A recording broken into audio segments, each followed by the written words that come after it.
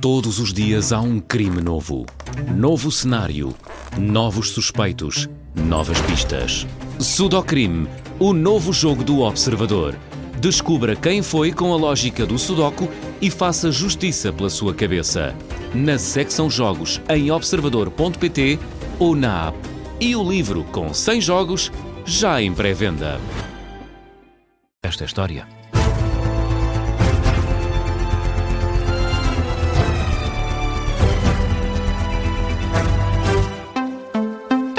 Jornal do Meio-Dia, com a edição do Miguel Cordeiro. Miguel, o governo português confirma que há 2 cidadãos portugueses entre os desaparecidos no Nepal. Para já, Portugal não prevê o envio de ajuda humanitária, nem tampouco de equipas de resgate para o terreno. Foi isto que referiu esta manhã na Rádio Observador o secretário de Estado das Comunidades Portuguesas. Emílio Sousa diz que o governo, para já, está a acompanhar a situação atentamente. Para já não temos nenhuma decisão nesse sentido. Iremos acompanhar a situação e, oportunamente, veremos se temos condições para o fazer ou não, mas para já não temos nada decidido. As palavras de Emílio Sousa esta manhã na Rádio Observador sobre a situação dos portugueses que estão nos locais afetados por estas cheias repentinas no Nepal e no Tibete. Emílio Sousa confirma a existência de 2 desaparecidos. O secretário de Estado explica como têm trabalhado as autoridades portuguesas à distância. Nós temos sempre o portal do viajante e o gabinete de emergência consular. Está disponível na net. Qualquer situação pode ser reportada. Aliás, a informação que recebemos sobre o português residente em França que está desaparecido foi através desse canal. Foram as filhas que nos informaram. Qualquer pessoa pode fazer esse tipo de abordagem. Por outro lado, no terreno, temos a nossa embaixada em Nova Delhi, que faz a cobertura do Nepal, e agora também os nossos serviços diplomáticos na China, porque abrange também a parte do lado chinês, portanto, quer do lado da Índia, quer do lado da China, estamos a acompanhar com os nossos diplomatas. Secretário de Estado das Comunidades Portuguesas, Emílio Sousa, esta manhã na Rádio Observador. Entretanto, os trabalhos de busca e resgate continuam e já com apoios anunciados de Estados Unidos e Reino Unido. Os norte-americanos anunciaram $500 mil de apoio ao Nepal. Os britânicos anunciaram esta manhã que vão avançar com uma ajuda de emergência num valor superior a 5,5 milhões de euros. 125 pessoas foram resgatadas nas últimas horas pelas autoridades nepalesas, mas há registro de 1.500 desaparecidos de 30 nacionalidades diferentes. Isto é o que informa o jornal britânico The Guardian. No total, o último balanço do Conselho de Turismo do Nepal aponta para mais de 500 estrangeiros desaparecidos. À BBC, o diretor do Centro de Estudos de Desastres de uma universidade nepalesa diz que há o risco de uma segunda e terceira onda, ainda durante o dia de hoje ou amanhã. As cheias de ontem foram provocadas por uma avalanche de gelo que bloqueou um rio na fronteira entre o Nepal e o Tibete. As autoridades do Nepal elevaram hoje para 289 o número de mortes. Este é ainda um balanço provisório desta enxurrada gigantesca e devastadora que aconteceu ontem. E o antigo vice-presidente do Instituto da Segurança Social reforça a importância de uma reforma no setor. Miguel Teixeira Coelho esteve esta manhã na Rádio Observador e, apesar de pedir mudanças, reconhece que Portugal não tem condições políticas para discutir esta reforma. Perante esse mais recente estudo que recomenda ao Governo um sistema complementar para a reforma social, Miguel Teixeira Coelho pede consenso entre os partidos.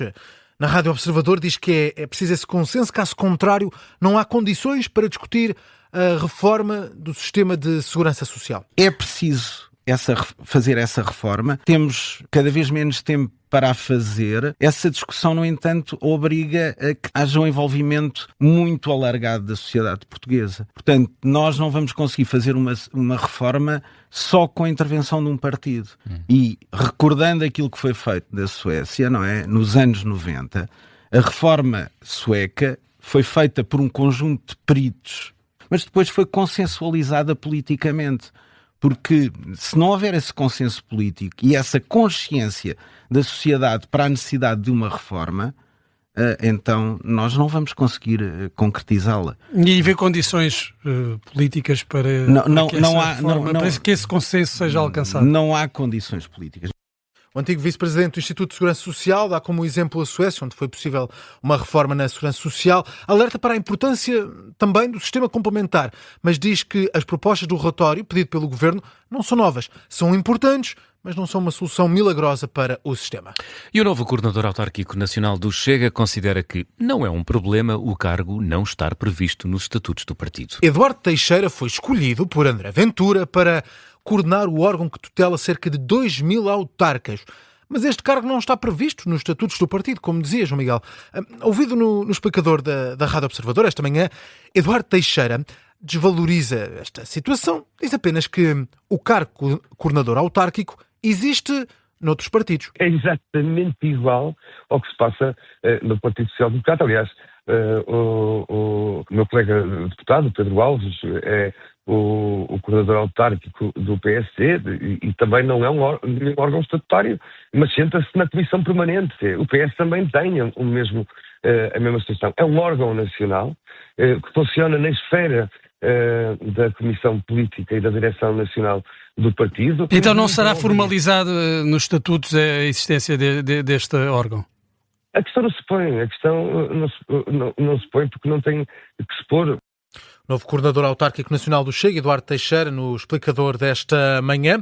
O deputado que lidera a distrital de Viana do Castelo, do partido, é vereador nessa autarquia, fez um balanço positivo das últimas autárquicas e sobre os autarcas que desde as eleições abandonaram o cargo no Chega. Eduardo Teixeira diz que o mesmo acontece com outros partidos e acusa a comunicação social de falta de escrutínio.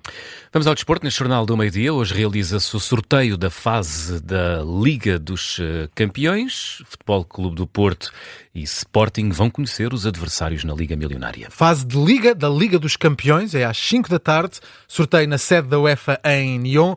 Os clubes portugueses vão conhecer os 8 adversários que vão ter de defrontar entre setembro e janeiro do próximo ano, na grande prova de clubes da Europa, a Liga Milionária.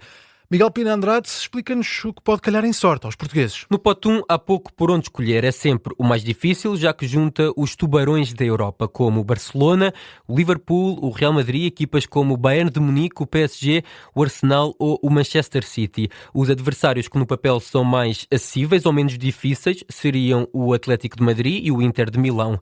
O Futebol Clube do Porto e o Sporting estão no pote 2, que é marcado pelo equilíbrio das equipas. Teoricamente, o Clube de Bruges, o Betis de Sevilha e o PSV são as equipas mais acessíveis. Os portugueses querem evitar a todo custo o Borussia Dortmund, a Roma, o Aston Villa e o Manchester United.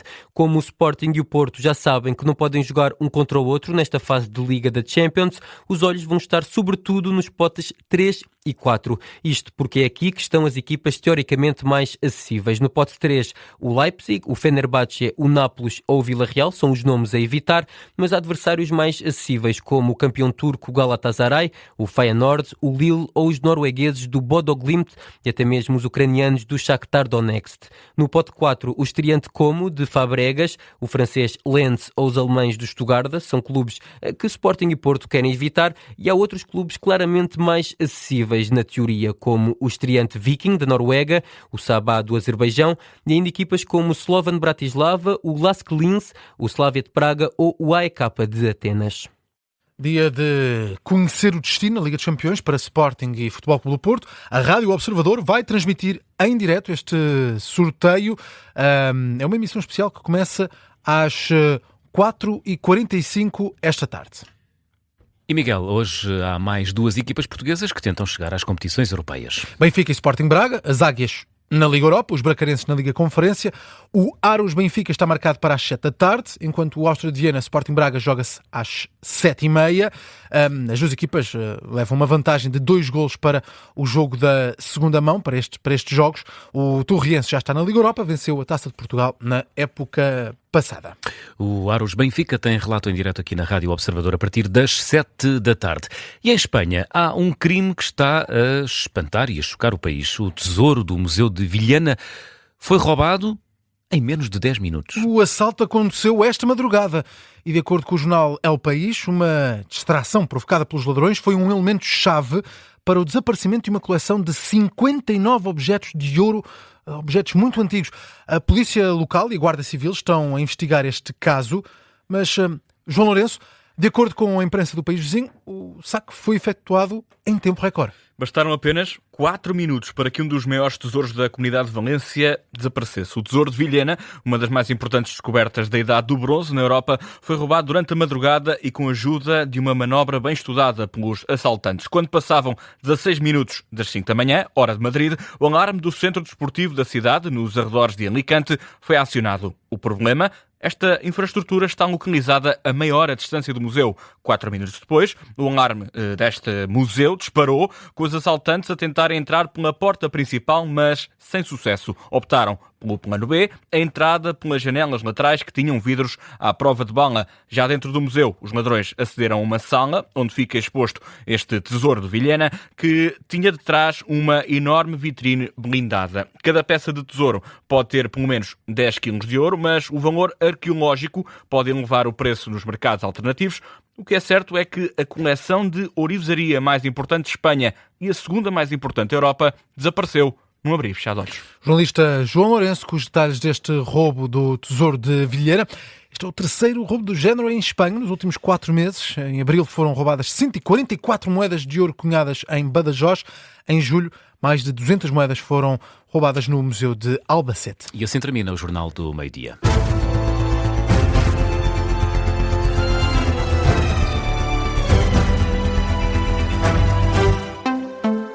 Este programa tem o apoio de BetClick.